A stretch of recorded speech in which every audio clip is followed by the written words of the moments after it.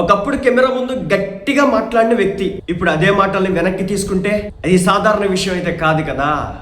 ఇది ఇప్పుడు social media మొత్తాన్ని కూడా షేక్ చేస్తా ఉంది. ప్రొఫెసర్ నాగేశ్వర్ తన మాటల్ని వెనక్కి తీసుకున్నారా లేక పరిస్థితులు అతన్ని మార్చేశాయి? అసలు ఏం జరిగింది? ఒక్కసారిగా టోన్ ఎందుకు మారింది? నిన్నటి వరకు ప్రొఫెసర్ నాగేశ్వర్ గారు చాలా గట్టిగా మాట్లాడినారు. నిన్న టీవీ ఛానల్లో ఇచ్చినటువంటి ఒక డిబేట్ లో తన మాటల్ని పూర్తి స్థాయిలో ఉపసంహరించుకుంటున్నారని చెప్పేసి ఆయన చెప్పుకొచ్చే ప్రయత్నం అయితే చేశాడు. పవన్ కళ్యాణ్ గారి మీద, జనసేన పార్టీ మీద నిరాధారమైనటువంటి ఆరోపణలు చేస్తే ఎందుకు ఊరుకుంటారు? చట్టపరంగా వెళ్తాం, చట్టపరంగా ఢీకొంటాం, ఏ మాత్రం కూడా వదిలిపెట్టే ప్రసక్తే లేదు, ఉపేక్షించే విధానమే లేదని చెప్పేసి జనసేన పార్టీ ముందుకు వెళ్ళడం, #పులిహోర నాగేశ్వర్ అంటూ ట్విట్టర్ లో ట్రెండ్స్ కొట్టడం, సోషల్ మీడియాని షేక్ చేయడంతో వెనక్కి తగ్గినటువంటి పరిస్థితి.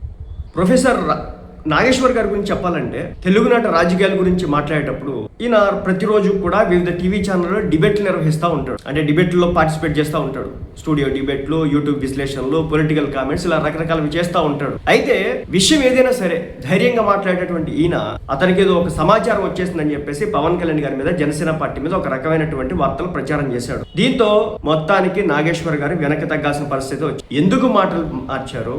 ఎందుకు ఆయన మీద ప్రెజర్ ఏమైనా వచ్చిందా? ఇప్పుడు వైరల్ అవుతున్నాయి అన్నమాట. దీనికి సంబంధించి ఎందుకు మాట మార్చారు? ఆయన ఒక మాట అన్నాడు, సుప్రీంకోర్టు చెప్పిన దాని ప్రకారం మనకి ఎవరైనా సమాచారం ఇస్తే ఒక జర్నలిస్టిక్ దానిలో వాళ్ళ గురించి మనం బయటకు చెప్పకూడదు అని చెప్పేసి ఆయన చెప్పడం జరుగుతూ ఉందన్నమాట. సో మొత్తానికైతే ప్రొఫెసర్ నాగేశ్వర్ గారు అయితే జనసేన పార్టీ విషయంలో భవిష్యత్తులో మాట్లాడేటప్పుడు 1కి 4 సార్లు ఆలోచించుకొని మాట్లాడాల్సినటువంటి పరిస్థితి అయితే ఈ రోజున వచ్చిందని చెప్పొచ్చు. కాబట్టి మాట్లాడేటప్పుడు తెలియదా అని చెప్పేసి జనసేన పార్టీ కార్యకర్తలంతా కూడా అడిగారు. మొత్తానికైతే తన వ్యాఖ్యల్ని ఉపసంహరించుకున్నారు. జనసేన పార్టీ కూడా ఈ విషయంలో స్పందించింది. ఈ అంశాన్ని ఇక్కడితో వదిలేయండి, ఇంకా గట్టిగా లాగొద్దు, సరే ఏదైతే అది అయింది ఒకసారి ఫస్ట్ టైంకి వదిలేద్దాం అని చెప్పేసి జనసేన పార్టీ కూడా అఫీషియల్ గా ఒక నోట్ అయితే రిలీజ్ చేస్తారు. సో ఇంతేంటంటే ప్రొఫెసర్ నాగేశ్వర్ గారి కూతురి పెళ్లికి కూడా పవన్ కళ్యాణ్ గారు వెళ్ళారట. అంటే పవన్ కళ్యాణ్ గారు ఏంటనేది తెలిసి కూడా ఇలాంటి మాటలు ఎలా మాట్లాడతారనేది వీళ్ళు అడిగినటువంటి మాట.